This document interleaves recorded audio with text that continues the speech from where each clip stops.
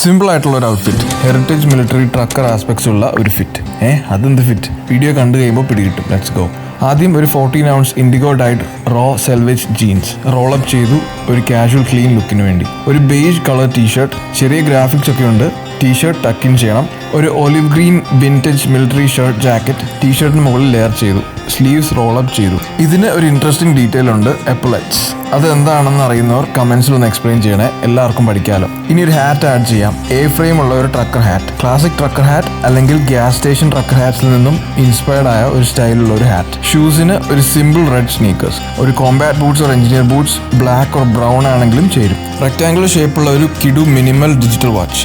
ഇതിന് പകരം ഒരു മിനിമൽ ലുക്കുള്ള ഒരു ഫീൽഡ് വാച്ച് ആണെങ്കിൽ നല്ലതാണ്.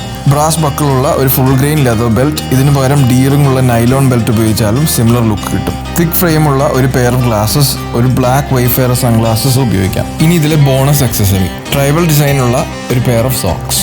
എന്താണ് ഇതിലെ heritage military and Trekker aspects എന്ന് മനസ്സിലായവർ കമന്റ്സിൽ ഒന്ന് പറയണേ.